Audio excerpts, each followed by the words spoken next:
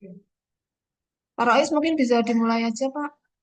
Kalau misalnya jenengan sudah siap, monggo saya serahkan waktu dan room meeting ke jenengan. Oke, nunggu sebentar lagi, Bu. Ya, nggak apa-apa. Ya, Bapak Ibu. Temannya suruh segera masuk. Ya. Bismillahirrahmanirrahim. Assalamualaikum warahmatullahi wabarakatuh. Selamat siang, salam sejahtera bagi kita semua. Yang saya hormati Ibu Umul Hidayah, para panitia, Bapak Ibu peserta Latsar Kemenak 2025. Alhamdulillah pada siang hari ini dapat berjumpa kembali dengan saya akan melanjutkan agenda 3 yang merupakan sinkronus kedua ya. Benar ya, sinkronus kedua ya. Karena pada hari Jumat kemarin kita pertemuan untuk sinkronus yang pertama. Yang akan kita lakukan hari ini Bapak Ibu ya, eh, kita akan melakukan presentasi dari tugas yang sudah Bapak Ibu kerjakan dari kelompok 1 sampai 4 ya, semuanya presentasi, nanti tiap kelompok diwakili oleh juru bicaranya masing-masing. Bisa juga bergantian nanti cara menyampaikannya. Kemudian presentasi yang selanjutnya saya akan ambil 2 orang untuk tugas yang makalah ya, individu yang makalah. Saya akan ambil sampel 2 orang dari Bapak Ibu ya. Nanti bisa random, bisa juga yang bersukarela atau sukarelawan bisa untuk mengajukan diri. Kemudian kalau waktunya cukup nanti satu lagi presentasi untuk yang tugas resum agenda 3 ya, yang video ya. Tentang video nanti saya minta untuk menampilkan videonya ya, sampel saja 1 orang. Kita akan melihat bagaimana eh, Bapak Ibu teman-temannya ini membuat tugas ini seperti apa, kita lihat satu sampelnya. Kemudian nanti terakhir kita ada sedikit brainstorming, lesson learn, lesson learn dari pembelajaran selama 2 pertemuan ini. Jadi itu yang akan kita apa namanya, akan kita jalankan pada hari ini. Untuk presentasi kelompok ya, aturannya ini masing-masing 10 menit.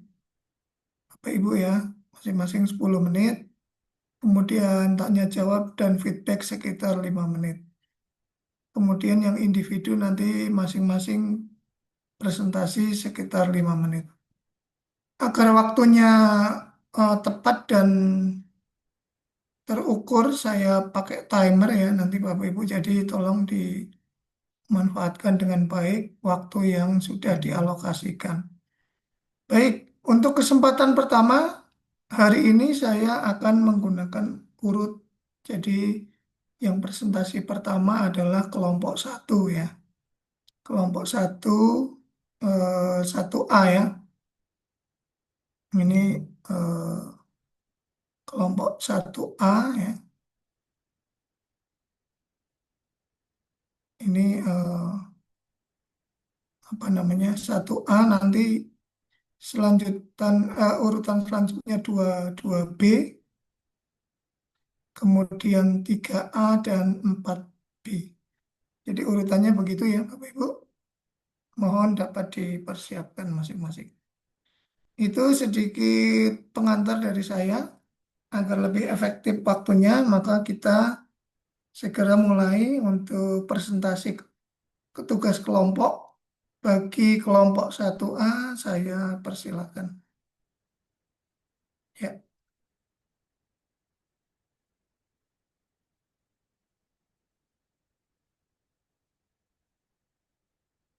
silakan 1A juru bicaranya.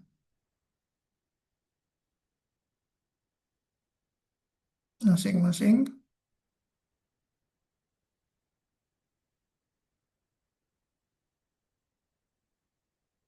Siapa kelompok 1A? Sudah hadir belum?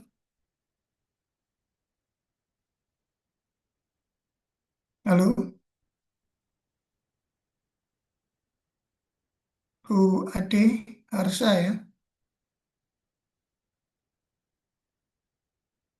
Baik, saya start untuk timernya ya, Bu Ade Harsa. Pak, saya Mas. Oh, Pak Pak Ade, mohon maaf, mohon maaf ya, Pak Ade Harsa ya.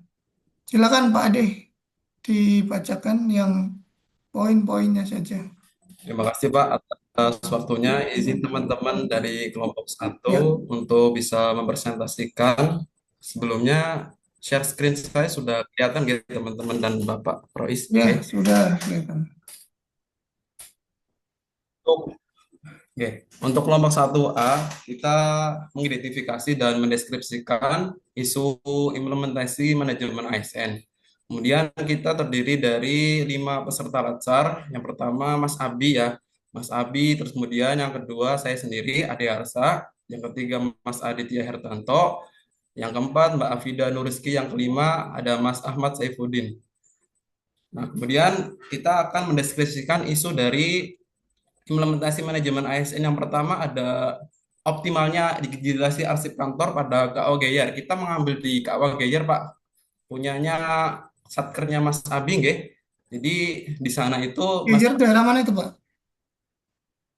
Kabupaten mana? Geyer. KO Geyer di Gerobokan Bapak. Grobogan, Pak. Oh, Gerobokan, oke. Nggih, Ya, Grobogan.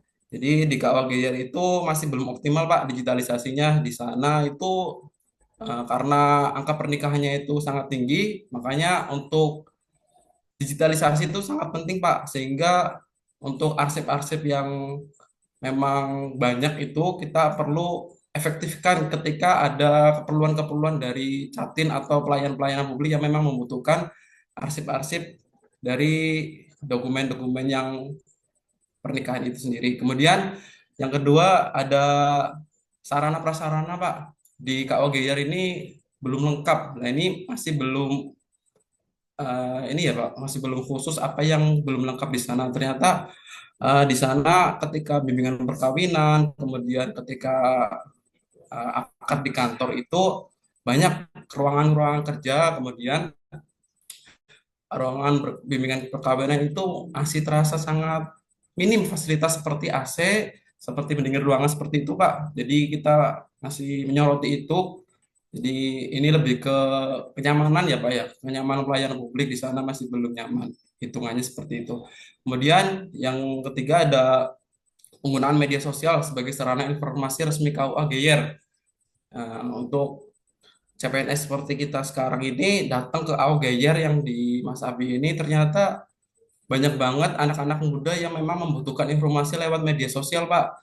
Nah, tapi pada kenyataannya media sosial pun belum ada kayak gitu kan.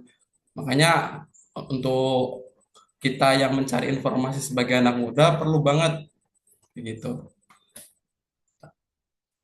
Kemudian isu aktual. Isu aktual di KUA Geyer itu yang tadi belum optimalnya digitalisasi arsip kantor pada KUA Geyer, kemudian aspek manajemen ASN-nya, hak dan kewajiban ASN. Jadi ketika kita memberi hak kepada publik, ketika mereka mendapatkan kewajibannya untuk mendapatkan hak itu, kita rada kesulitan Pak, karena mereka juga masih kebingungan dan mereka masih banyak menggunakan jasa-jasa dari Kayim ya Pak ya. Jadi kemudian ketika ada arsip-arsip yang mereka butuhkan, seperti mereka mau legalisir atau kita mendapatkan tabayun dari keawal lain, kita untuk menemukan arsip yang tahun-tahun lama itu masih melakukannya secara manual, Pak. Nah, jadi dampaknya itu lama ya, Pak ya. Dampaknya lama, kemudian fisik-fisik, dokumen fisik yang udah lawas itu rusak, Pak ya. Jadi solusinya itu kita harus menggunakan satu-satunya cara menggunakan teknologi media sosial ya Pak ya untuk menunjang pelayanan yang cepat dan tepat. Kemudian yang kedua, isu aktual yang tadi ada kurang lengkapnya sarana prasarana kantor. Nah, ini kita juga membutuhkan sekali ya Pak ya, penunjang sarana prasarana berupa pendingin ruangan, kemudian mungkin sebagai anak muda itu kan membutuhkan wifi. Dari wifi pun kita sangat-sangat minim ya Pak untuk kecepatannya, padahal kita untuk sekali bimbingan perkawinan itu kadang di atas 10 ya, 10 catin pastinya kan. Kemudian ruangan yang sempit juga menjadi kendala buat kenyamanan kita. Jadi untuk solusi ini adalah untuk Kemenak agar bisa memaksimalkan ya Pak untuk memperhatikan pelayanan publik karena kita juga di KUA garda terdepan dari pelayanan publik itu sendiri di Kementerian Agama. Kemudian yang terakhir adalah belum optimalnya pengguna media sosial sebagai sarana informasi resmi KUA Gayer. Beberapa dari kami realita yang ada itu banyak catin-catin yang Gen Z. Jadi catin Gen Z ini sangat memungkinkan banget, sangat menggunakan media sosialnya banget, tapi dari chattingnya itu mencari itu tidak ada kayak gitu, tidak ada informasi terkait dengan informasi terkait seperti persyaratan untuk melaksanakan perkawinan, kemudian informasi terkait jadwal bimbingan perkawinan itu masih belum ada. Jadi mereka harus datang ke KUA, belum lagi yang daerahnya itu jauh, Pak. Jadi kalau daerah jauh itu rada kesulitan untuk mencari informasi. Mereka harus manual datang kepada kami kayak gitu. Nah, dampaknya ini potensi kesalah administrasi, kemudian ketika mereka harus datang ke sini itu kapasitas ruangan kita itu sangat terbatas, Pak.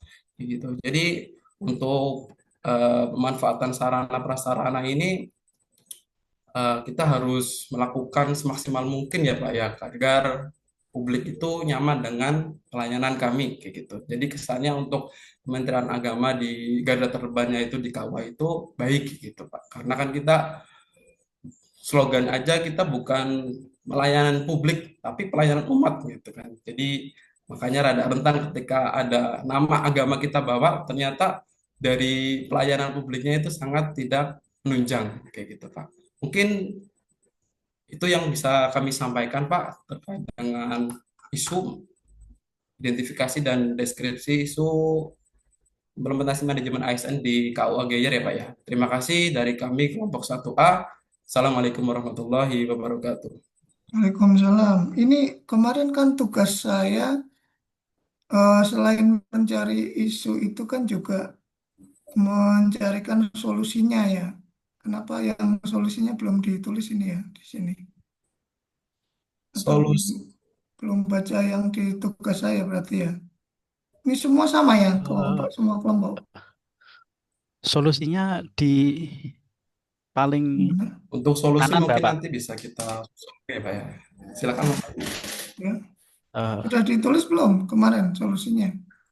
sudah, Bapak, kan Hmm, itu kan di bagian yang paling kanan itu ada hmm. kolom solusinya, Bapak. Oh ya. Ya, Bapak. Hmm. Tadi lupa dibacakan kayaknya. Jih, Hmm. Bapak. Baik, oke. Terima kasih kelompok 1A ya. Kita berikan aplaus dulu untuk kelompok pertama ini. Baik, kita coba lihat satu persatu ya. Tadi disampaikan bahwa ini eh, terkait dengan kalau saya kemarin kan penugasannya kalau 1A ini kan terkait dengan manajemen ASN ya.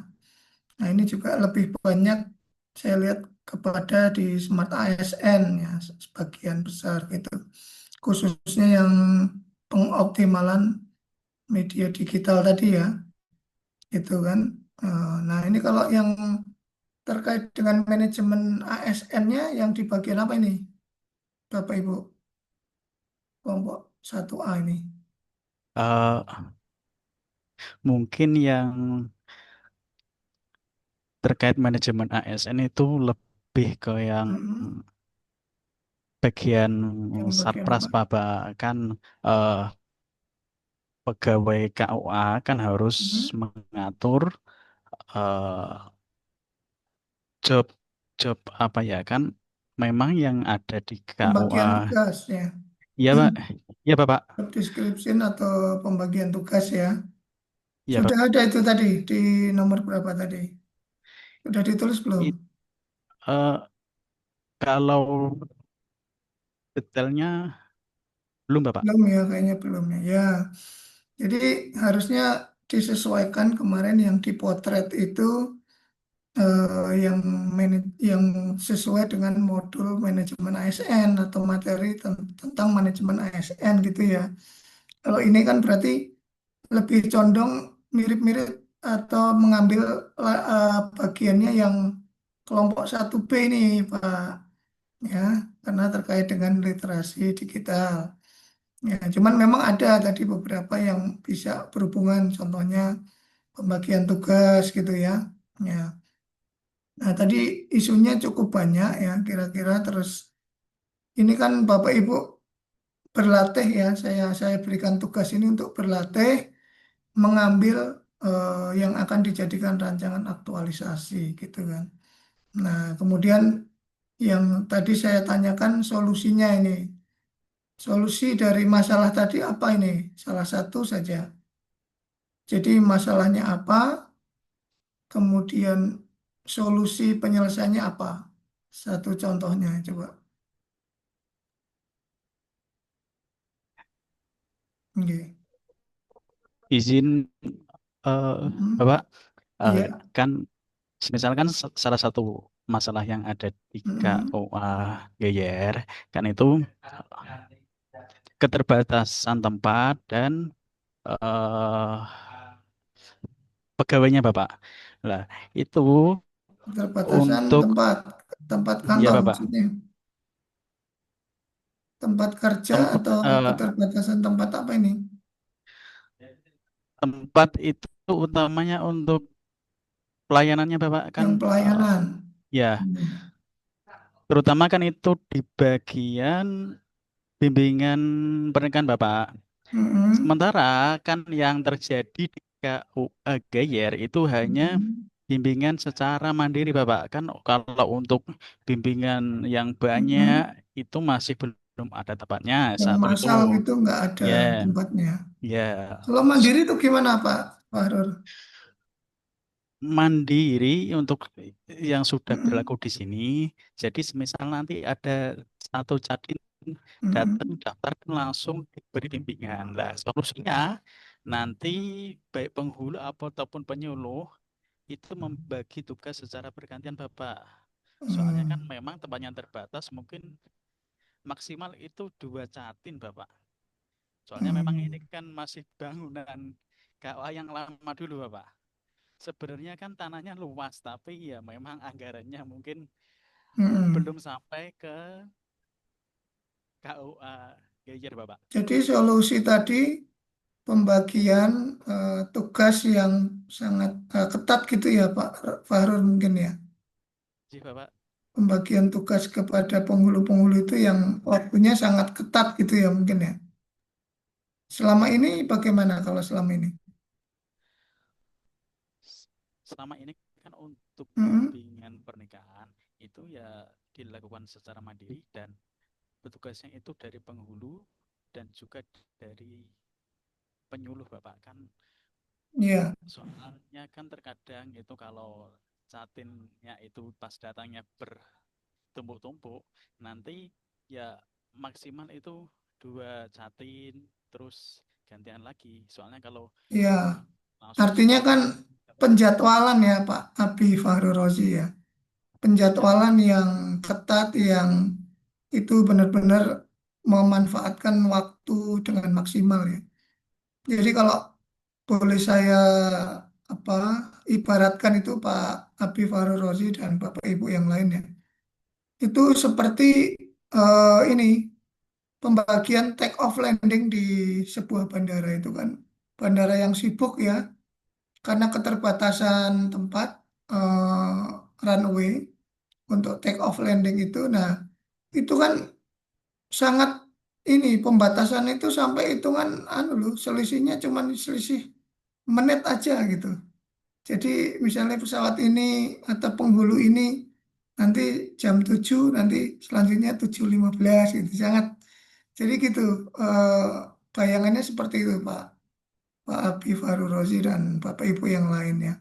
Nah ini bagus kalau nanti memang Bapak Ibu bisa membuat schedule seperti itu. Nah nanti bisa ini diterapkan di KUA yang lain Pak Abi ya. Karena untuk solusi penambahan atau pelebaran ruangan karena terkait anggaran itu tentu akan cukup berat ya dan tidak bisa diangkat menjadi rancangan aktualisasi karena realisasinya kapan gitu kan. Nanti baru permohonan anggaran, baru ini iya bisa cair, bisa enggak kan gitu ya. Ya, jadi cukup bagus Pak Fahru Rozi ya. Cuman tadi memang tidak usah melebar yang diangkat tuh fokus aja beberapa satu masalah misalnya gitu. Ya, karena kan saya menugaskan sesuai dengan manajemen ASN yang kelompok 1A gitu kan ya. Ya, terima kasih Bapak Ibu di kelompok 1A ya. Kita berikan aplaus sekali lagi ya. Nanti bisa belajar buat Bapak Ibu yang lain. Baik, selanjutnya kelompok 2B untuk menyajikan hasil diskusi ya, tugas kelompoknya. Ya, tentunya kalau 2B ini berarti berkaitan dengan yang apa? Yang Smart Smart ASN. ASN. Ya, siapa yang akan menyampaikan?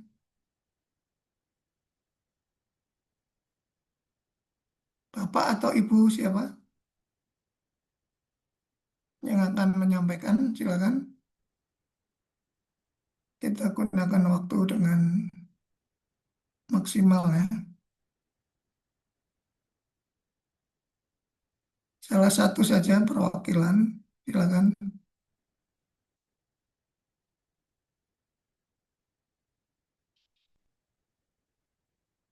Siapa, Bapak Ibu? Kelompok 2B.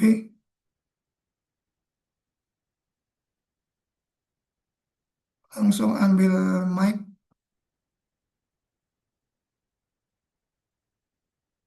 Yang menampilkan boleh yang lain. Yang lainnya boleh membacakan ya. Bagi tugas. Ayo, silakan. Bapak Ibu, kelompok 2B. Sudah ada kan perwakilannya? Tes, tes. Suara saya apakah sudah Oke. masuk, Bapak? Ngapunten. Sudah Pak Erik Widianto. Sudah terdengar. Silakan.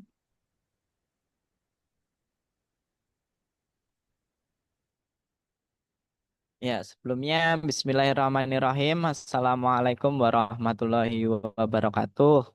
Waalaikumsalam. Selamat siang. Eh, yang yang saya hormati Bapak Rois Mustafa, Sarjana Ekonomi, Magister Ekonomika Pembangunan.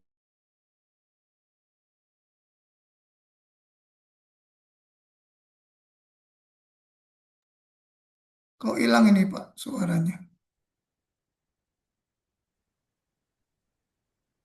Nah, ini Waduh. kayaknya tadi sinyalnya kurang bagus Pak Erik. Sekarang udah ini kayaknya udah di share screen lagi.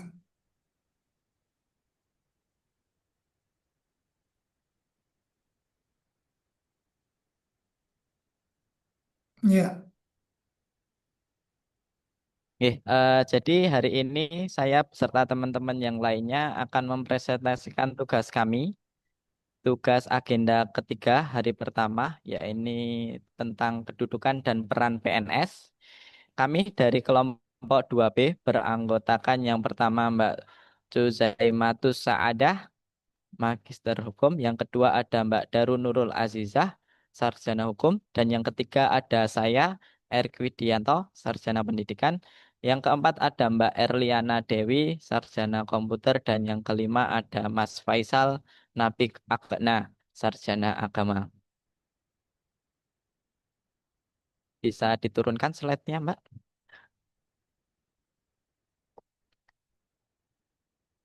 Baik, saya akan mempresentasikan tentang implementasi Smart ASN dalam digitalisasi administrasi di MTSN 1 Kulon Progo.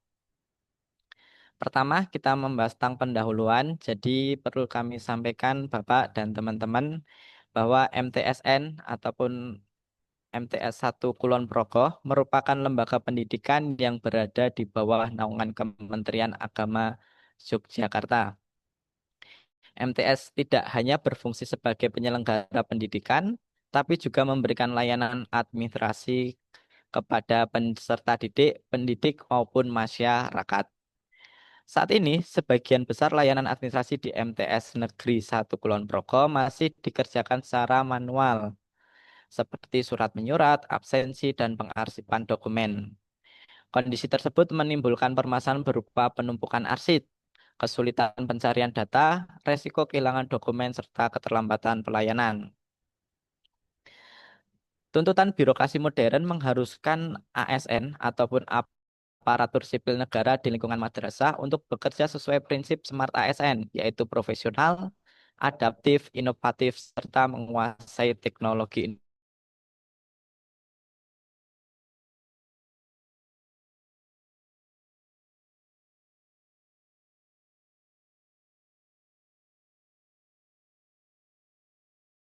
Kita ada membahas tentang pembahasan permasalahan administrasi manual di MTS Negeri 1 Kulon Progo.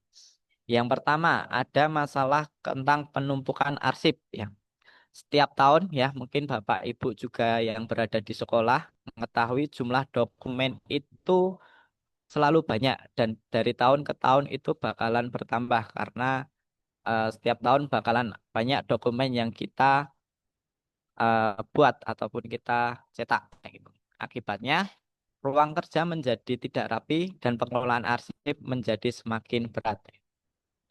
Yang kedua, permasalahan yang ditimbulkan adalah sulit mencari data yang lama karena data-data itu udah banyak yang menumpuk ya, data-data lama dan udah banyak menumpuk. Untuk membuka satu arsip itu untuk mencari satu dokumen atau arsip mungkin kita membutuhkan waktu yang sangat lama ya, sehingga kondisi ini sangat tidak efisien untuk kondisi sekolah maupun madrasah. Yang ketiga, resiko kehilangan arsip ya. Jadi karena masih manual, resiko kehilangan arsip ini juga masih besar ya, apalagi ketika mungkin fasilitas ruangan ataupun yang lainnya kurang mumpuni. Yang keempat, ini juga bisa memberikan ataupun menjadi pelayanan yang lambat ya, atau lambatnya pelayanan. Karena arsip yang kita cetak itu masih manual ataupun masih hard file, sehingga pelayanan yang kita beri itu kadang lama karena harus mencari satu persatu.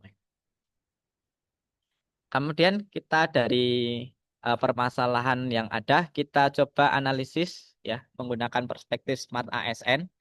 Yang pertama profesional. Layanan administrasi belum berjalan efektif karena proses pencarian data lambat dan pelayanan kurang cepat. Hal ini menunjukkan standar profesionalisme ASN belum sepenuhnya tercapai. Jadi bagi ASN harus bertindak profesional, apalagi di zaman sekarang yang sudah canggih, semua bisa dikerjakan secara digital dan aksesnya mungkin sudah mencapai kecepatan cahaya yang sangat cepat, sehingga ketika ada keterlambatan pelayanan itu membuat profesionalitas kita itu eh, masih agak kurang. Gitu. Kemudian yang kedua adaptif ya. Pegawai masih bergantung pada cara lama sehingga sulit menyesuaikan diri dengan tuntutan digitalisasi. Kemampuan adaptasi terhadap perubahan belum tampak optimal ya. Jadi karena mungkin di tempat kinerja kita beberapa masih ada yang kurang mau melek dengan teknologi ataupun digitalisasi sehingga ini menjadi tantangan sebagai kita. Kemudian yang ketiga, inovatif. Belum adanya terobosan dalam pengelolaan arsip maupun pelayanan. Kondisi ini membuat layanan cenderung stagnan dan kurang efisien. Nah, ini ya, maka karena kurang inovatif, kita akan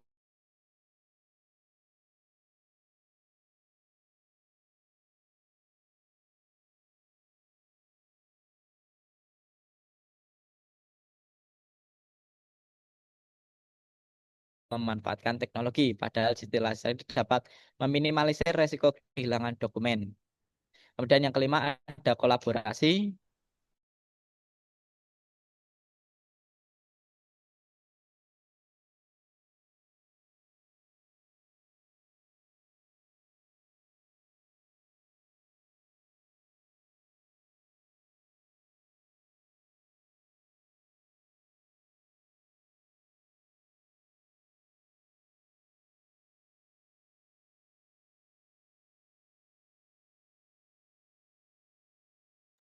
Sudah atau belum ini, Pak?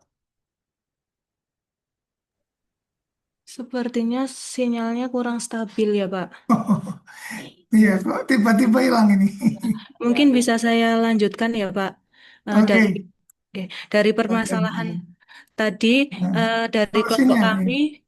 dari kelompok Hmm. kami menawarkan solusi dan upaya perbaikan, di antaranya perlu dilakukannya digitalisasi bertahap, bukan seketika, karena kalau dilakukan seketika mungkin itu akan terasa berat.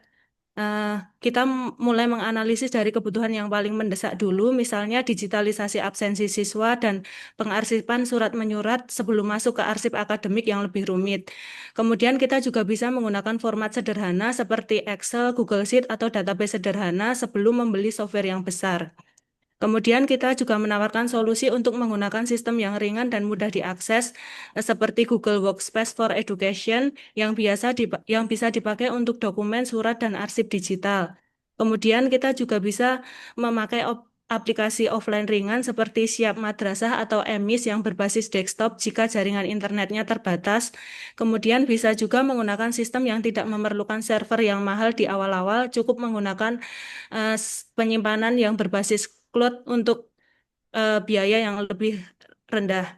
Kemudian solusi yang kita tawarkan selanjutnya yaitu membuat SOP digital dengan membuat alur kerja yang baru, siapa yang membuat dokumen, siapa yang mengunggah, dan siapa yang mengarsipkan dan bagaimana formatnya. Kemudian bisa juga membuat template surat dan formulir digital agar tidak diketik dari nol. Kemudian membuat struktur penamaan file agar memudahkan pencarian seperti contohnya seperti ini surat masuk garis miring tanggal dan tahunnya dan nama pengirimnya. Kemudian solusi yang kami tawarkan selanjutnya yaitu mengadakan pelatihan SDM, diadakan pelatihan singkat mungkin 1 sampai 2 hari untuk staf tata usaha. Kemudian menunjuk guru atau staf muda yang dijadikan sebagai pendamping teknis. Dari permasalahan dan solusi yang kami tawarkan tadi, kesimpulannya adalah eh, di MTS Negeri 1 Kulon Progo ini pelayanan administrasinya masih manual sehingga menimbulkan berbagai kendala. Nah, kondisi ini menunjukkan bahwa penerapan prinsip Smart ASN belum optimal, sehingga perlu dilakukan digitalisasi administrasi secara bertahap untuk pemanfaatan sistem sederhana yang mudah diakses dan penyusunan SOP digital serta peningkatan kapasitas SDM sebagai langkah strategis yang perlu dilakukan, sehingga diharapkan dapat mewujudkan pelayanan administrasi yang lebih efektif, efisien, dan sesuai dengan tuntutan birokrasi modern. Demikian, Pak. Oke, oke. Terima kasih Bu siapa tadi? Bu Arliana, Pak. Bu Adiana dan kelompok 2B. Kita berikan aplaus dulu untuk teman-teman kelompok 2B ya. Ini sudah sesuai dengan tema Smart ASN ya. Dan ini tadi teman-teman di kelompok 2B mencoba untuk mensolusikan permasalahan manual administrasi di kantor dengan mau mendigitalisasikan gitu ya. Diuraikan juga langkah-langkahnya cukup detail ya, cukup detail gitu nggih. Termasuk ada peningkatan atau pelatihan ya bagi pegawai agar mampu melaksanakan pekerjaan secara digital itu. Nah, ini saya mungkin ada satu pertanyaan aja ya kalau terkait dengan, nah ini digital culture ya, digital culture gitu kan. Nah, kalau kondisi di MTS tadi mana Gunung Kidul ya, itu Kulon Progo, Pak. Kulon Progo ya, Kulon Oke. Progo itu SDM-nya apakah sudah tua-tua atau masih banyak yang muda gitu? Iya, mayoritas mayoritas ini Pak, lebih usia-usia yang lebih tua, Pak. Lebih tua. Iya. Lebih tua itu di atas 50 atau di atas Iya, 40? Di atas 50 banyak ya. banyak, Pak. Ya, berarti mungkin dari sisi ya teknologi kan memang agak kurang. Nah, ini yang menjadi perhatian saya ya Bapak Ibu. Eh, saya sudah cukup banyak mengajar ya, mengajar TIK ya, untuk berbagai macam jabatan yang isinya orang-orang tua, termasuk guru dan juga penyuluh, tapi yang udah berumur gitu. Aduh, memang susah sekali saya kalau ngajar TIK bagi orang-orang itu, saya harus ekstra sabar bener ya. Karena kita seperti ya di situ kita memakai pedagogik ya, kayak ngajarin anak-anak kelas kelas 1 SD, kelas 2 SD gitu. Ya, kita pasti pedagogik ya. Bahkan ada yang mulai dari cara membuat akun, bagaimana cara menyalakan komputer bahkan ya, menyalakan komputer, mematikan komputer kan gitu ya. Ya.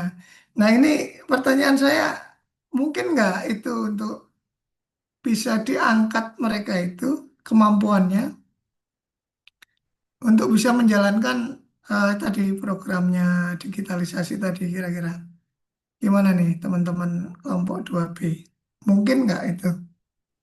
Mungkin, Pak, ada kemungkinan kalau kita memberikan pelatihan dan pendampingan, Pak. Yakin ya? Bisa itu. Nah, mungkin mungkin tidak semuanya, tapi beberapa beberapa ada yang memungkinkan, Pak. Nah, kalau yang stafnya di bagian administrasi itu memang Ya. belum semua terbiasa dengan digital ya. Iya, ada beberapa yang belum terbiasa, Pak. Hmm, tapi ada yang udah juga. Ada. Oh iya, ya paling paling fokusnya itu Bu Erliana dan Bapak Ibu yang lain ya. Bagaimana kita mengubah culture masyarakat itu, culture dari di tempat lingkungan kerja kita. Nah ini menjadi perhatian ya. Bapak Ibu yang lain kalau nanti mengangkat tema yang ada hubungannya dengan seperti ini ya, ini effortnya harus lebih dan dikomunikasikan dengan mentor tentunya nanti ya Bapak Ibu. Nah karena yaitu untuk mengubah ini lebih sulit daripada kita hanya menyiapkan sarana prasarananya. Ya mungkin kalau kita cuma mengadakan komputernya atau printernya atau ininya, bukan printer, komputernya terus alat alat kerjanya ya mungkin nggak masalah, tetapi mengubah culture-nya ini yang penting sekali gitu. Ya mungkin itu aja sedikit penekanan dari saya ya. Kita berikan aplaus lagi untuk kelompok 2B. Selanjutnya kesempatan saya berikan ke kelompok 3A untuk memaparkan hasil diskusi kelompoknya atau tugas kelompok. Silakan kelompok 3A perwakilan ya, salah satu aja.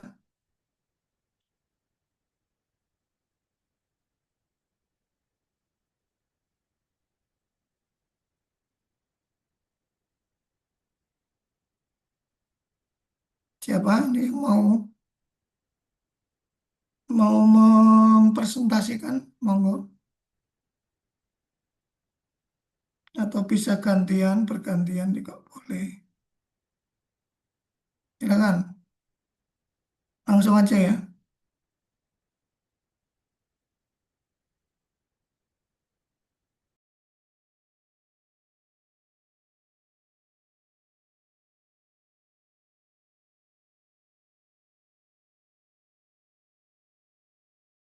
Baik, Bapak, akan saya share screen nanti yang menjelaskan dari Mas Irfan.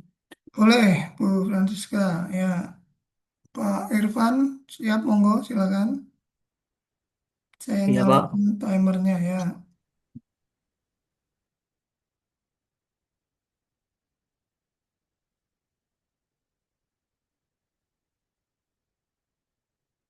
Assalamualaikum warahmatullahi wabarakatuh. Waalaikumsalam. Saya dari kelompok 3A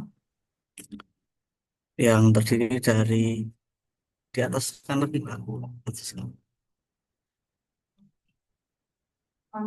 Dari Mbak Ya, paling Francisca poinnya sendiri, aja. Mas Hasan, Ya, dan Mas Iksan, dan Mas Indra Kurniawan, dan saya sendiri Irfan Aryadi. Kasus yang kami angkat adalah tentang kurangnya kelengkapan data portofolio dosen senior di Sister akibat adaptasi teknologi digital yang memerlukan dukungan tambahan di Fakultas Uslud- Usuluddin dan Humaniora Fakultas Humaniora UIN Wali Songo. Permasalahannya yang dihadapi adalah banyaknya dosen senior di Fakultas Usuluddin dan Humaniora UIN Wali Songo belum melengkapi data portofolio pada sistem informasi sumber daya terintegrasi atau di Sister.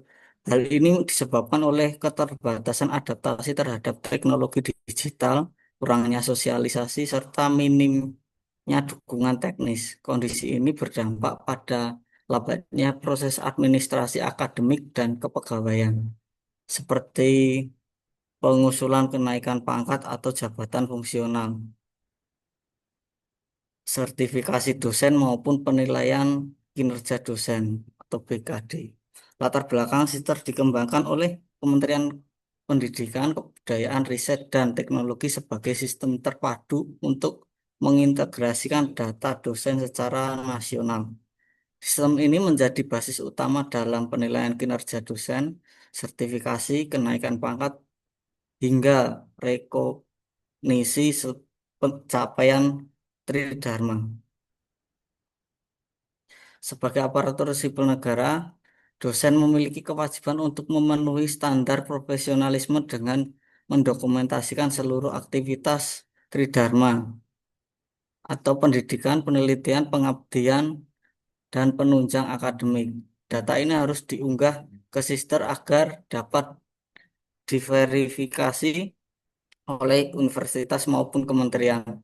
Namun jumlah dosen senior di Fakultas Humaniora menghadapi kendala signifikan dalam melengkapi portofolio baik karena keterbatasan literasi digital, kebiasaan kerja manual, maupun kurangnya pendampingan teknis. Hal ini menghambat efektivitas manajemen ASN di lingkup fakultas. Analisis permasalahannya satu faktor masyarakat. Masyarakat akademik menuntut transparansi dan akuntabilitas kinerja dosen melalui sistem digital. Yang kedua, ketidaklengkapan data menyebabkan kesenjangan antara harapan publik dengan kualitas pelayanan akademik. Yang kedua, faktor teknologi. Adaptasi terhadap sistem memerlukan keterampilan digital serta akses perangkat dan internet yang stabil. Yang kedua, dosen senior cenderung kesulitan beradaptasi dengan sistem baru karena terbiasa dengan pola administrasi manual. Yang ketiga, faktor sosialisasi. Sosialisasi terkait pentingnya Sister belum berjalan intensif di tingkat fakultas.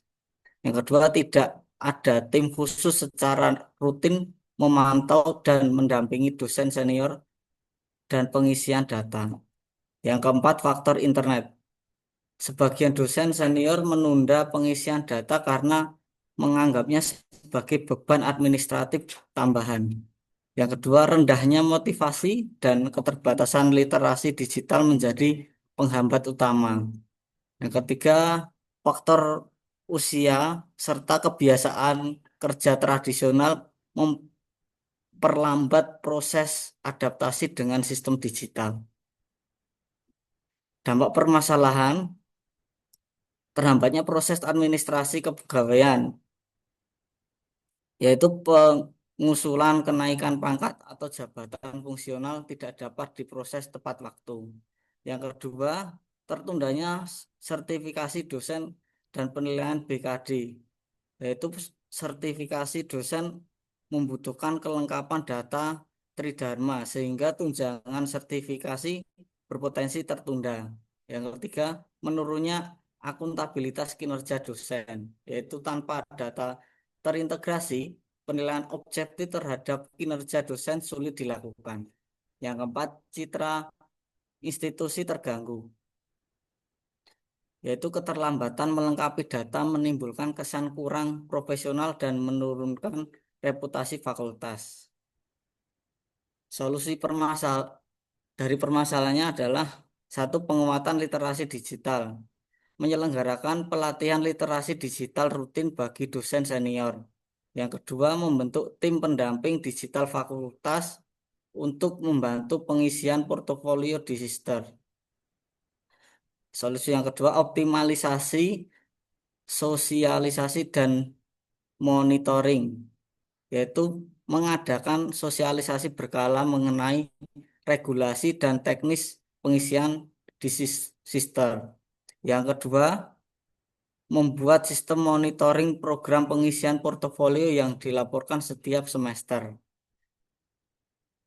Solusi yang ketiga, mendampingi teknis intensif, membentuk helpdesk atau pusat layanan sister di fakultas. Yang kedua, menyediakan panduan sederhana dalam bentuk buku saku maupun video tutorial. Yang keempat, insentif dan sanksi, memberikan penghargaan bagi dosen yang disiplin mengisi portofolio tepat waktu. Yang kedua, menetapkan sanksi administrasi bagi dosen yang mengabaikan pengisian data, misalnya menunda usulan administrasi akademik. Yang kelima, dukungan manajerial pimpinan. Dekanat perlu mendorong dan memastikan semua dosen menyelesaikan portofolio. Yang kedua, menjadikan capaian pengisian sister sebagai indikator kinerja fakultas. Kesimpulannya, permasalahan kurangnya kelengkapan data portofolio dosen senior di Fakultas Usuluddin dan Humaniora UIN Walisongo pada sistem sister disebabkan oleh keterbatasan adaptasi terhadap teknologi digital, rendahnya literasi digital, minimnya sosialisasi, serta kurangnya pendampingan teknis. Hal ini berdampak signifikan terhadap lambatnya proses administrasi kepegawaian, seperti pengusulan kenaikan pangkat, sertifikasi dosen, serta penilaian kinerja. Untuk mengatasi hal tersebut diperlukan solusi yang komprehensif berupa peningkatan literasi digital melalui pelatihan rutin, pendampingan teknis intensif, optimalisasi sosialisasi dan monitoring, pemberian insentif serta sanksi, dan dukungan penuh dari pimpinan fakultas. Upaya ini penting untuk meningkatkan akuntabilitas kinerja dosen, mempercepat proses administrasi, dan menjaga reputasi institusi di tengah tuntutan era digital. Terima kasih dari kelompok 3A, yaitu membahas pentingnya. Terima kasih Ya, Pak. Pak. Siapa nih? Irfan, Pak. Pak Irfan ya. Kita berikan aplaus untuk kelompok 3A ya.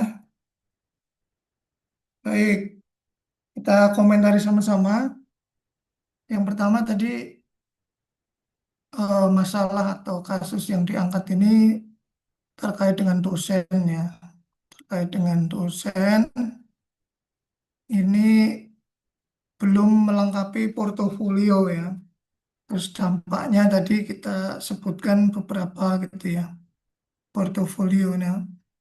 Kalau saya mau tanya, kalau aplikasi Sister ini memang cuman dari Kementerian Pendidikan ya,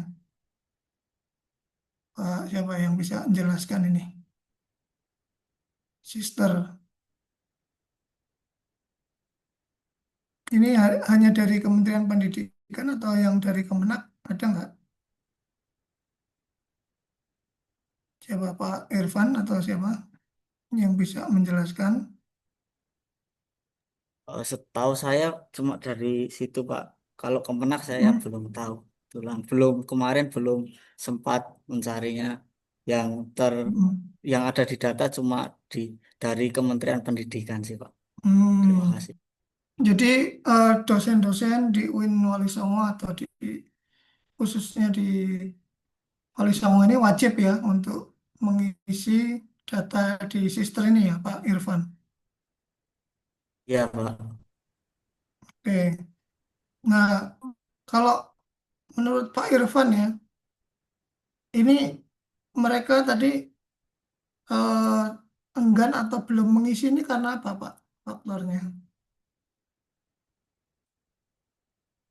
Dosen-dosen di Wali Songo ini portofolionya pada masih belum di ini karena apa tadi?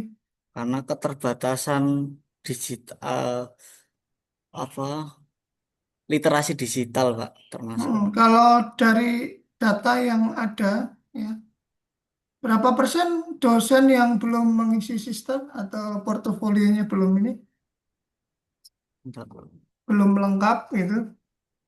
Ada datanya nggak, Pak Irfan? Sebentar, saya buka dulu, Pak.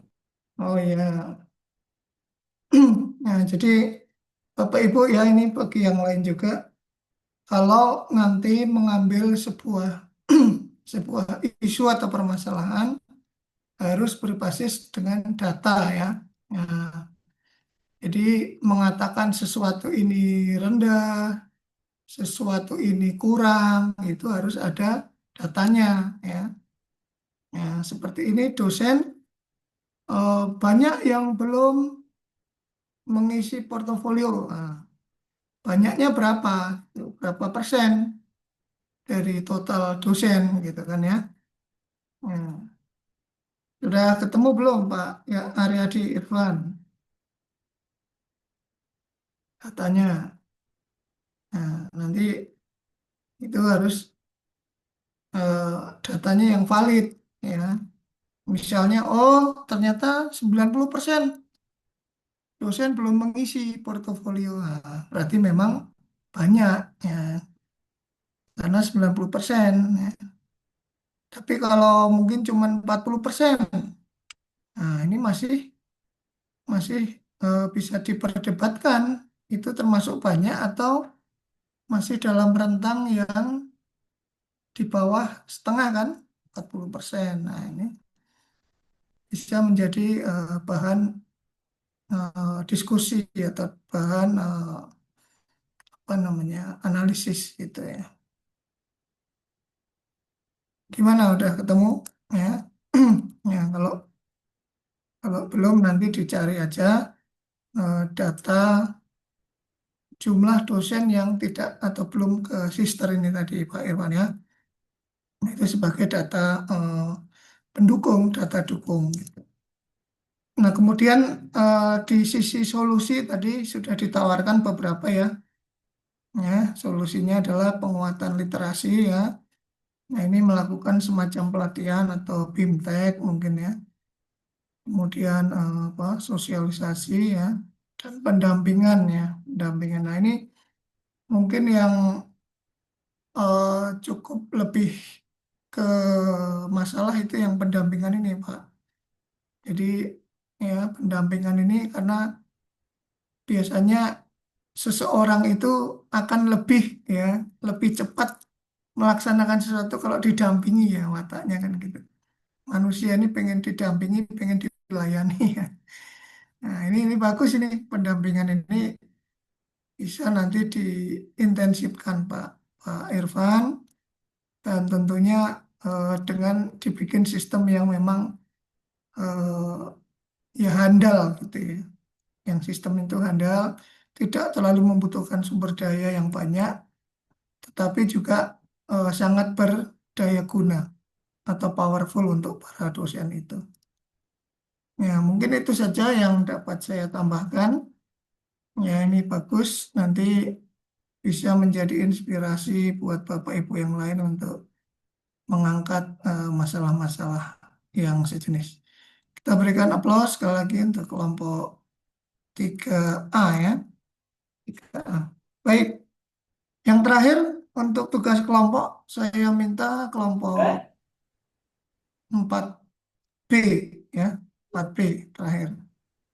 Ini bisa pas ini. Tadi dari sekolah terus KUA, terus kampus. Nah, ini yang 4P dari mana ini?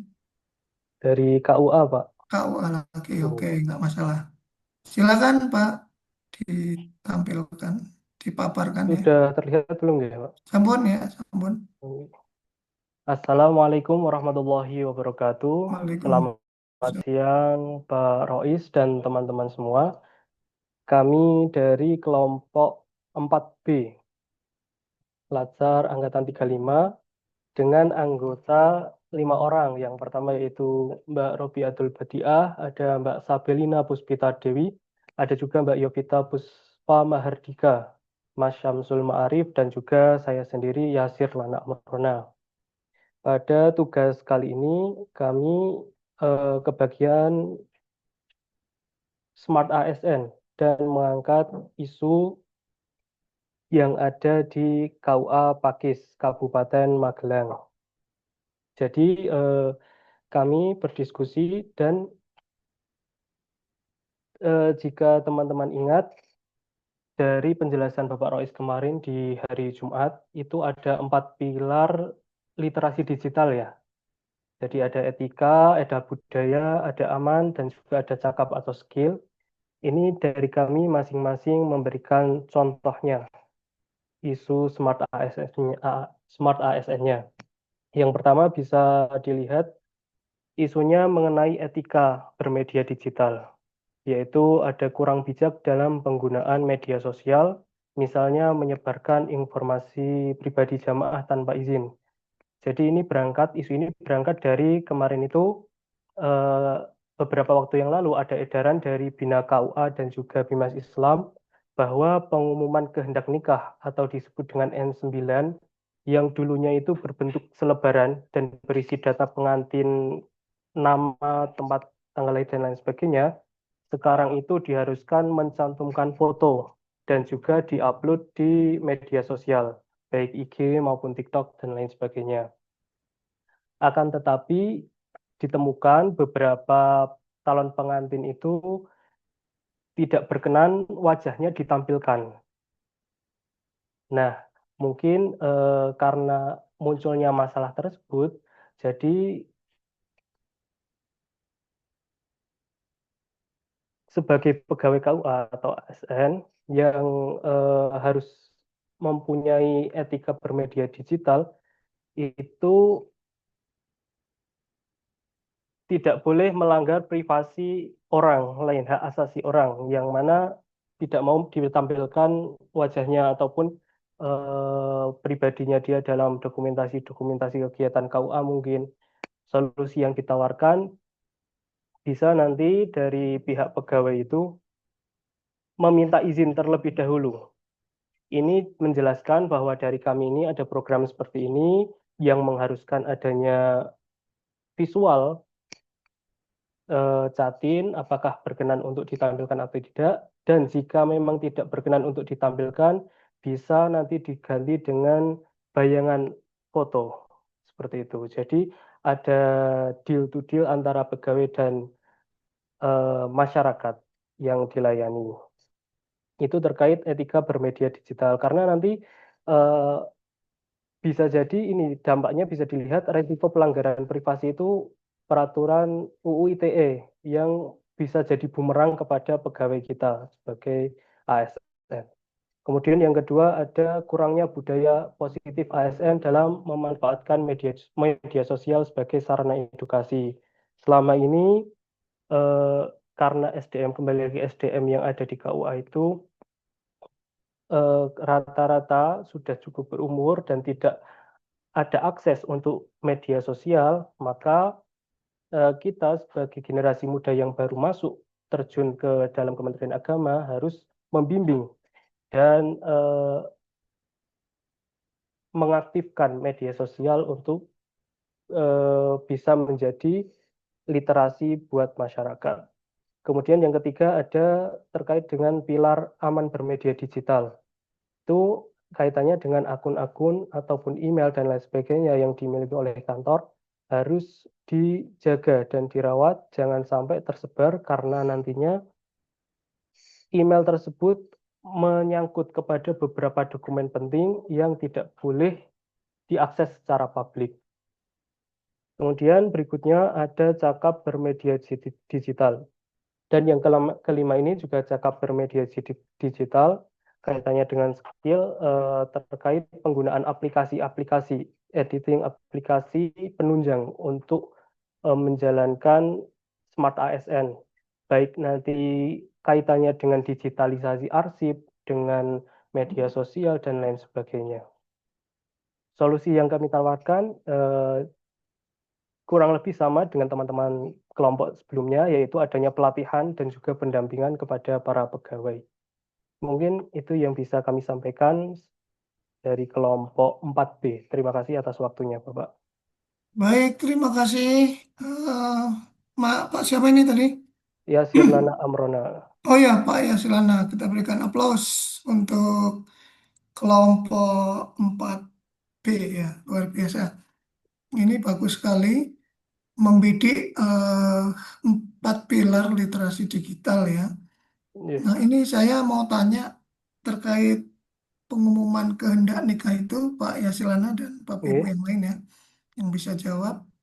Apakah itu di undang-undang atau di peraturan Menteri Agama itu pengumuman kehendak nikah itu harus lengkap penyampaian ininya, pengumumannya itu, Pak.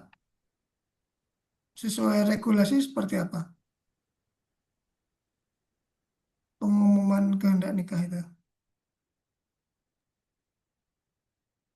Kalau sebelumnya yang berbentuk edaran itu kan kita download dari aplikasi SIMKAH Mm-mm. yang otomatis Datanya ada apa saja? data-datanya. Yang muncul apa saja di situ? Bentar, Pak, saya ambilkan. Mm-mm. Kalau bisa ditampilkan nggak apa-apa. Nah, ini penting sekali ini Bapak Ibu ya, berhubungan dengan sensitivitas ya data pribadi ya. Karena kemarin di angkatan yang sebelumnya ada yang mengangkat isu aktualisasi seperti itu. Mengangkat isu aktualisasi pengumuman kehendak nikah. Nah, ternyata di kelompok ini dibahas dan terjadi beberapa kendala di situ ya, Pak Yasir Lana. Mm-mm. Nah, Iya, bisa Pak. ditampilkan nggak yang dari SIMKAH modelnya? Coba, Oh, mungkin di layar aja. bentar. Kalau ini saya mengambilnya berbentuk selebaran. Seperti apa?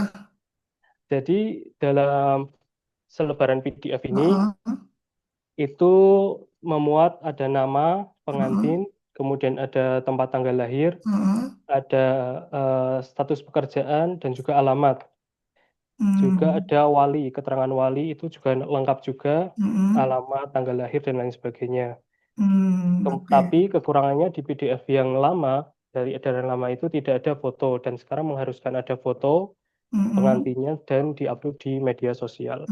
Tetapi ternyata dari Jatin ada yang keberatan ya, Pak Iya, Pak. Yasilana ya. Nah, terus kalau keberatan tadi diganti gambar siluet Wah, gitu ya. iya, Diganti gambar siluet kayak yang profilnya apa itu? Facebook itu ya. Kalau iya, Pak. laki-laki ya rambutnya pendek gitu kan. Kalau yang perempuan itu berarti kalau ini kalau yang muslim ya pakai jilbab mungkin ya siluet Iya, Pak. perempuan pakai Eh, jilbab gitu kan ya. Nah, tapi tadi menarik memang ya kalau dari sisi aturan itu memang pengumuman kehendak nikah itu disampaikan nama, tempat tanggal lahir ya, termasuk foto gitu loh. Nah, ini memang dalam rangka yang saya kemarin tahu ya dari peserta itu, karena gini Pak, kadang ini namanya orang mau nikah ini diumumkan dulu, siapa tahu ada yang berkeberatan atau bagaimana, atau dia datanya palsu kan gitu ya. iya, Pak. Ya, atau mungkin eh, kalau kawin kawin lari boleh nggak Pak ya sih Pak? Nggak boleh ya kawin Nggak lari boleh, kan Pak. harus Nanti kecapean, Pak, kalau kan, kalian lari. kan harus ada walinya juga ya, Nggih, nggih. wali nikah. Nah, mungkin yang termasuk keberatan itu yang kalau ini ada unsur paksaan ya Pak ya Silana ya dan Bapak Ibu yang lain. Jadi dipastikan clear dari masalah-masalah itu makanya diumumkan gitu kan. Nah, cuman Iya. tadi memang problemnya di situ. Nah, kalau kalau dari apa namanya Catin itu tidak bersedia dicantumkan yang tanggal lahir gimana Pak Yasilana? Eh, kalau kalau di media sosial yang sekarang malah Hmm? tanggal lahir itu tidak tercantum, hanya Oh, nama orang heeh. tua sama alamat. Oh gitu. Iya, Tapi kalau yang ditempel di papan itu lengkap ya, iya lengkap, Pak. ditempel di kantor KUA ya, Iya. ya untuk keperluan privasi ya mungkin ya Bapak Ibu ya. Oke, jadi kalau yang untuk medsos ada juga aturan tersendiri itu tanpa tanggal lahir ya. Kalau aturan pastinya itu tidak ada. Karena Mm-mm. saya lihat dari beberapa akun Instagram KUA, Mm-mm. beberapa KUA itu juga formatnya beda-beda. Ada yang benar-benar Mm. lengkap seperti selebaran PDF yang lama, ada yang mengambil Mm. hal-hal pentingnya. Oh gitu, iya iya. Nah ini penting sekali nih Bapak Ibu terkait dengan tadi ya literasi digital dan apa namanya bagaimana kita bermedia digital ya. Nah ini bisa menjadi pembahasan lebih lanjut.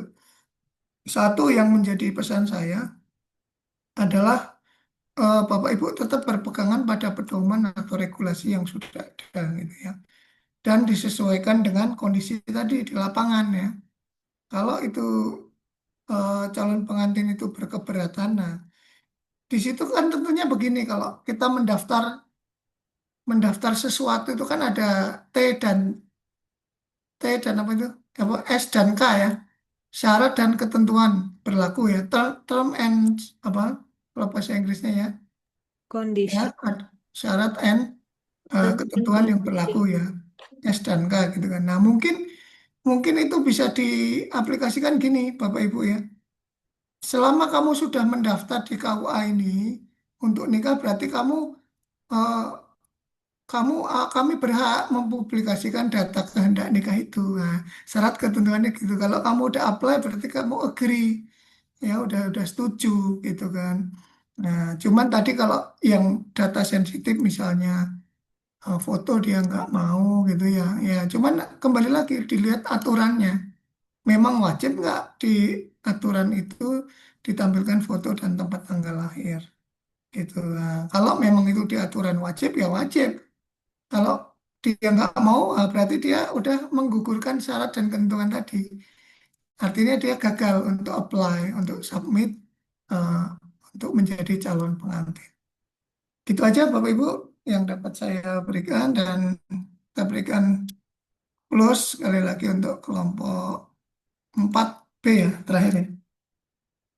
Baik, tanpa terasa ya ini cepat sekali Bapak Ibu kalau untuk presentasi ini kita berikan kesempatan sekarang untuk presentasi makalah ya.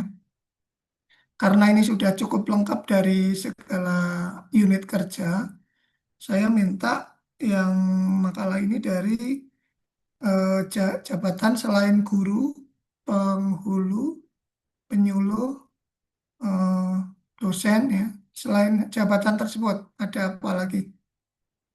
Mungkin peranata komputer atau yang lain? Ada nggak? Prakom? Ada nggak? Prakom? Atau jabatan Ada, yang lain? Pak. Ibu Erliana? Apa Bu? Iya, iya Pak, Prakom Pak. Oh, Prakom ya. Oke, Bisa ditampilkan nih makalahnya. sebentar Pak. Ya, tugas makalahnya. Monggo kita bisa mencermati sama-sama. Jadi kita banyak dapat sudut pandang Bapak Ibu ya. Beberapa eh, apa POV ya, point of view. Jadi lebih beragam kita lebih banyak pengetahuan nanti.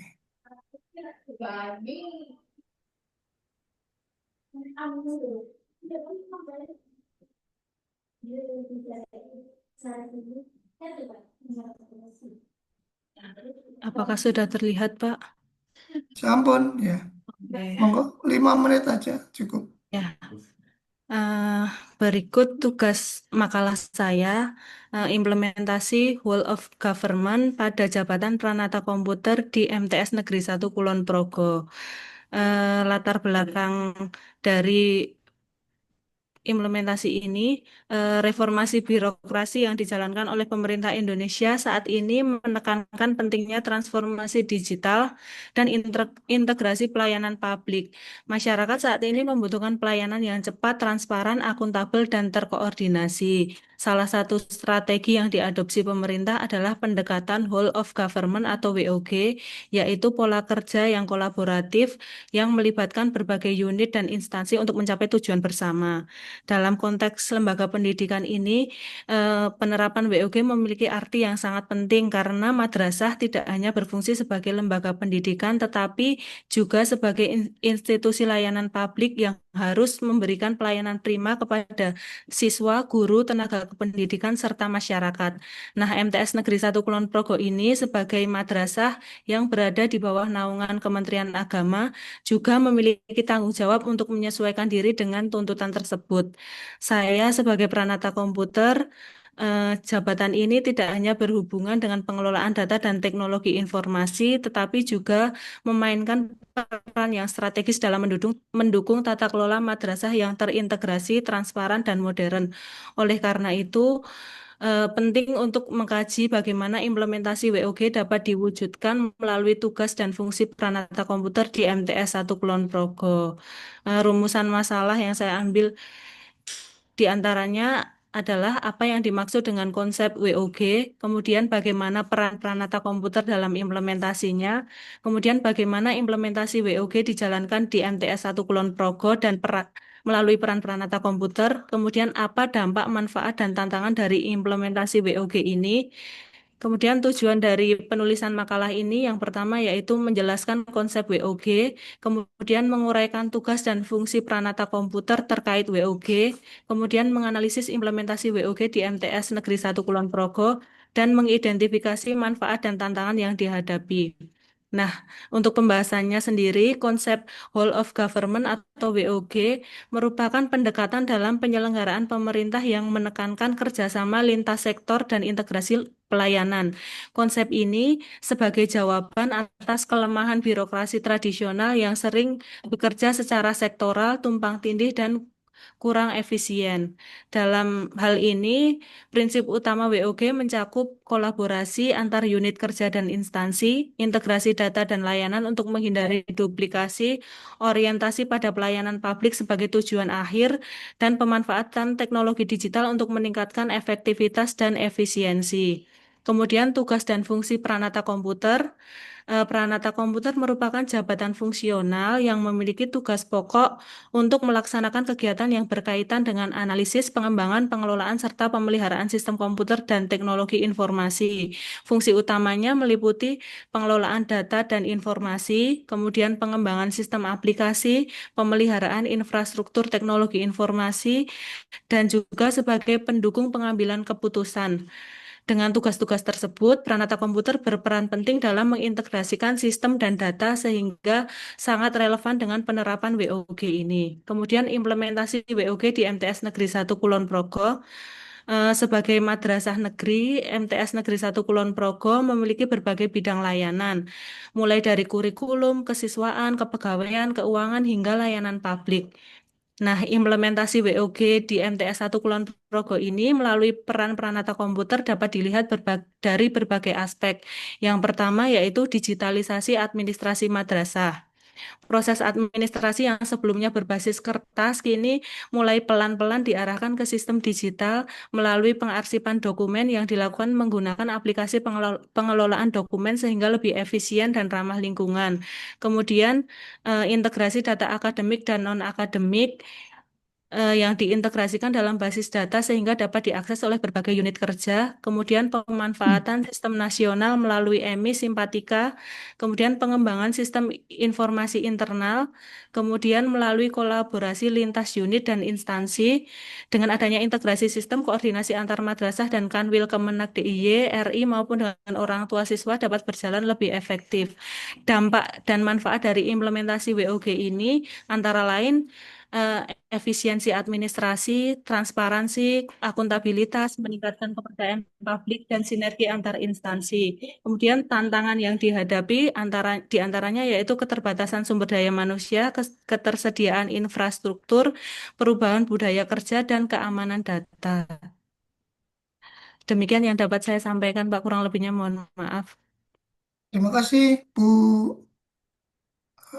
Erlina ya, Erliana, Pak. Bu Erliana dari MTS 1 Kulon Progo. Kita berikan aplaus ya, luar biasa.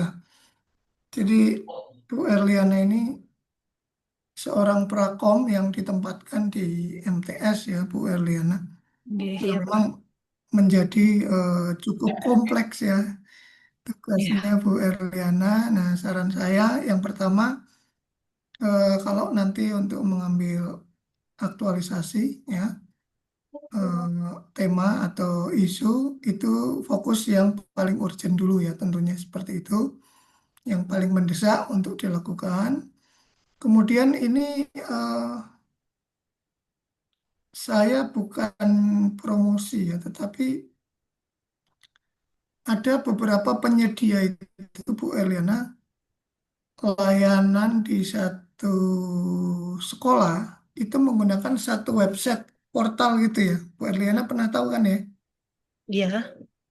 Jadi mulai dari sistem penerimaan murid baru, kemudian administrasi kepegawaian, presensi, ya, kemudian sampai pembayaran gaji, tunjangan guru, itu ada di dalam sebuah aplikasi berbasis web gitu ya.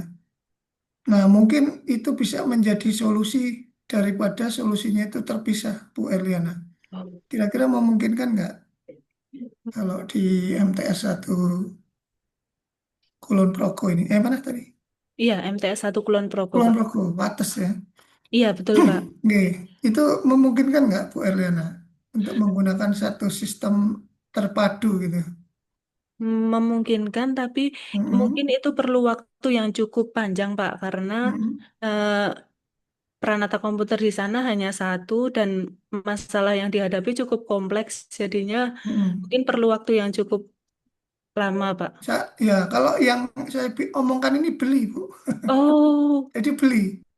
Satu itu bahkan itu belinya pun cuman kita langganan anunya.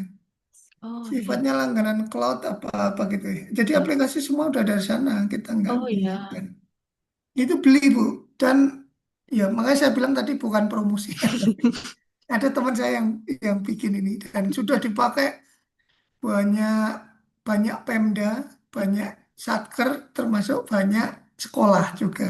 oh Ya, iya, waktu itu saya sempat mau menawarkan juga ke beberapa sekolah ya.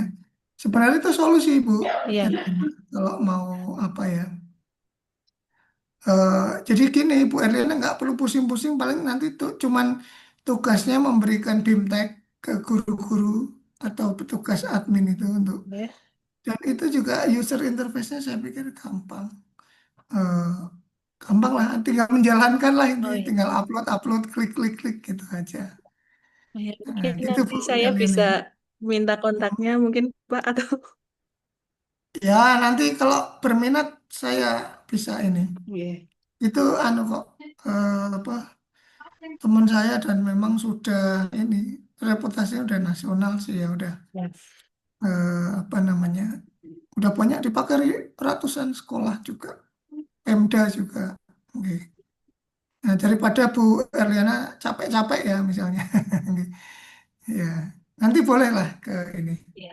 WA ke saya gitu. Iya. Ya Baik, mungkin Pak. itu aja ya Bu Ya. Erliana sedikit yang saya soroti Terima kasih, terkait Pak. Ibu Eliana kan bingung ya, tadi mau mulai dari mana ini gitu. Nah, itu sedikit insight dari saya. Kemudian tadi kalau nanti memang Bu Eliana mau ambil satu isu untuk aktualisasi, pilih yang paling urgent. Itu Iya, aja Pak. saran dari saya. Baik. Terima kasih sekali lagi kita berikan Terima aplaus kasih, untuk Pak. Bu Eliana ya. Dan giliran terakhir untuk penampilan tugas, saya minta yang ini yang tugas video ya. Video tentang agenda 3 dalam 5 menit. Siapa yang mau menjadi sukarelawan? Sukarelawati? Nah, boleh dari kalangan Adam maupun kalangan Hawa. Ya, kalau nggak ada nanti saya tunjuk ini. Saya random. Random ini tanggal berapa? 25 ya. Ya, berarti yang nomor urut 25 aja. Udah nggak? Jangan-jangan Bu Erliana lagi? Oh, enggak ya. Bu Erliana nomor berapa? Saya 19, Pak. Iya, 25 siapa? 25. Saya Pak. Oh, Pak Irfan. Tadi tapi udah ya? Udah belum? Pak, ganti Pak. Sudah Pak, Ya, saya Pak. Ganti tadi udah aja ya? Pak. Udah. Udah, jangan. Berarti 25, 2 tambah 5, 7. Ya, nomor 7 aja. Mudah-mudahan yang belum presentasi juga. Ya. Nomor 7, Pak, silakan. saya Bapak untuk nomor Siapa? 7. Pak Ahmad Faisal. Oke. Belum ya, Pak Oke, ya, tadi ya? belum. Oke. Coba ditampilkan, Pak, videonya. Bisa dari YouTube-nya, boleh sekalian. Link YouTube-nya ditampilkan aja. Oke. Oke. Langsung di YouTube-nya. Ya.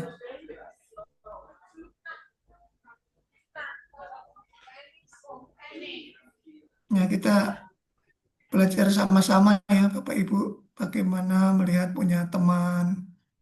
Ya, kita bisa mengambil eh, hal yang baik-baik, kita aplikasikan ya. ATM ya, Bapak Ibu. Silakan.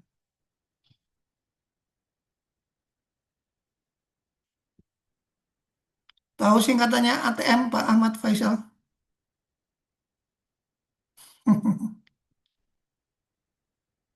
Halo,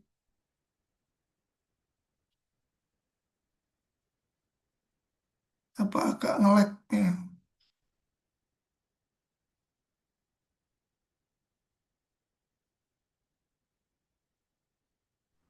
Pak Itu Ahmad. soundnya masih off, Pak, punyanya Pak Faisal.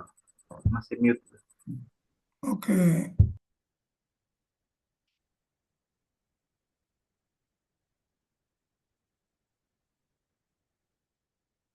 Masih mute.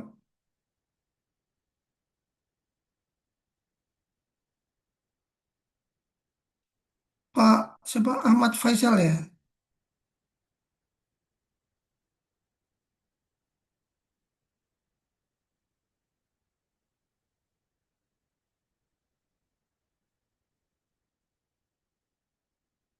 Ini kok nggak muncul ya di sininya?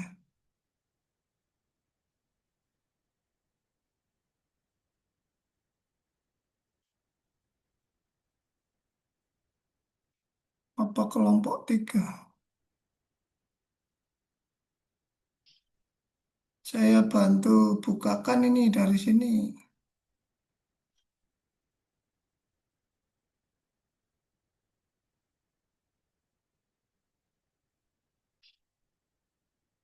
Udah pada upload semua belum di PLC, Bapak Ibu? Linknya. Sudah, Pak. Sampun, Sudah ya? Bapak. Ampun Pak. Apakah terlihat Bapak? Kok nggak bisa terlihat Bapak? Ini baru tampilannya tapi belum ini.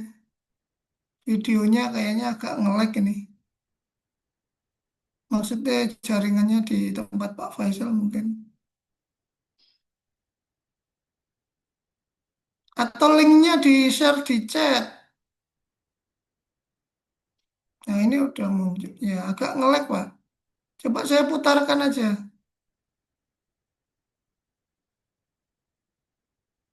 Di-share linknya di chat Pak Faisal.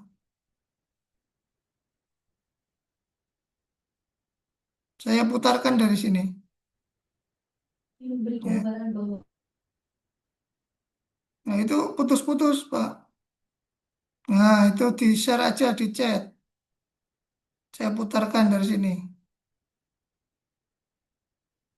Linknya ya.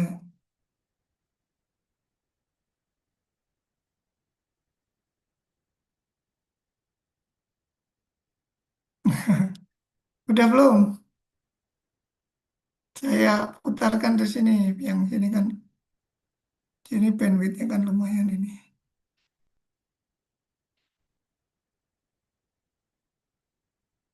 Ya. Di copy paste ke chat aja Pak. Sudah saya share di chat itu. Oh iya ini ya. Klik. Nah, saya share ya screen saya.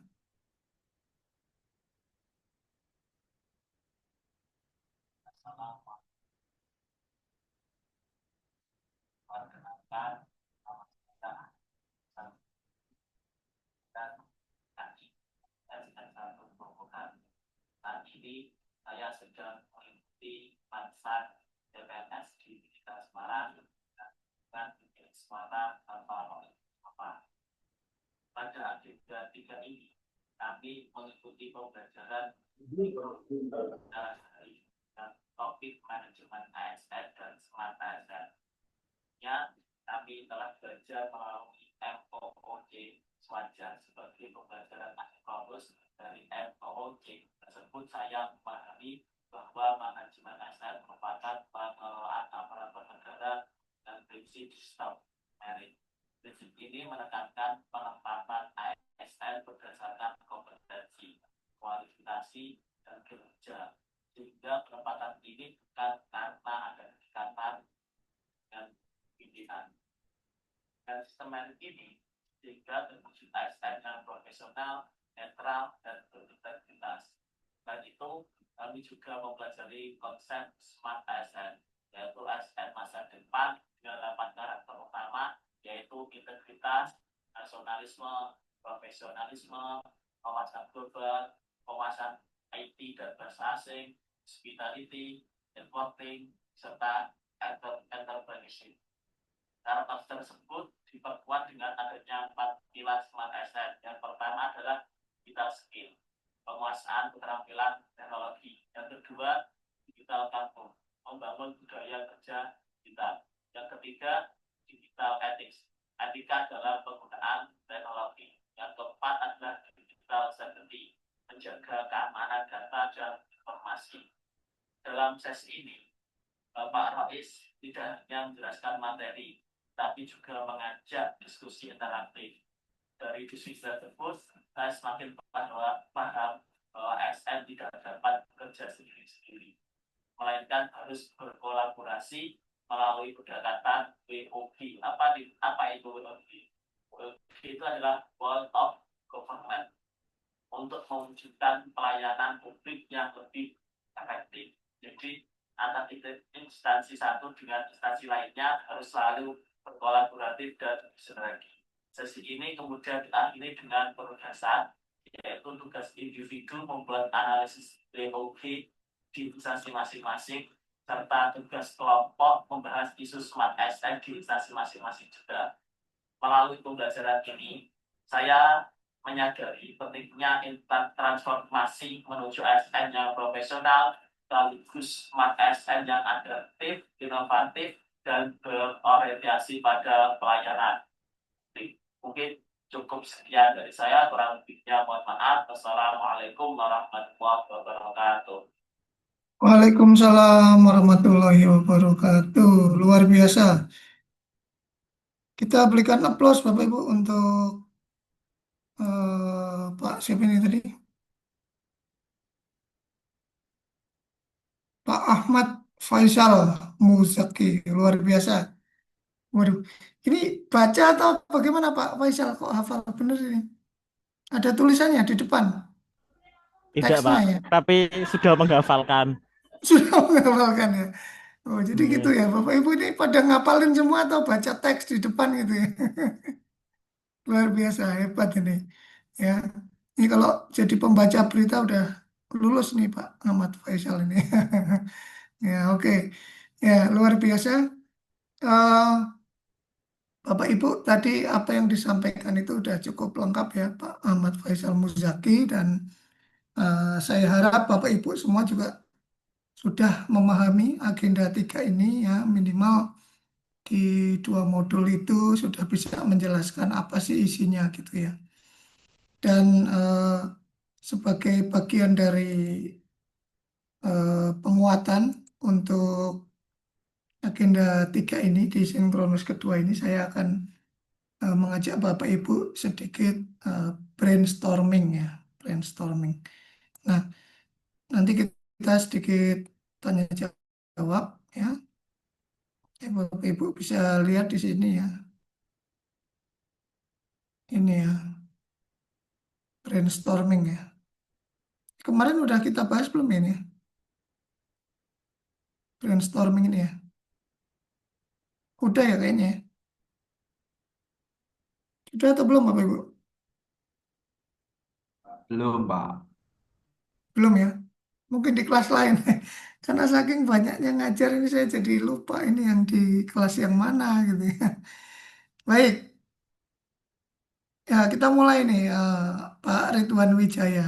Kira-kira cara menjaga pelaksanaan hak dan kewajiban agar berjalan dengan baik ini bagaimana tipsnya dari Pak Ridwan Wijaya nih? Halo, Pak. Ya, Ya, silakan.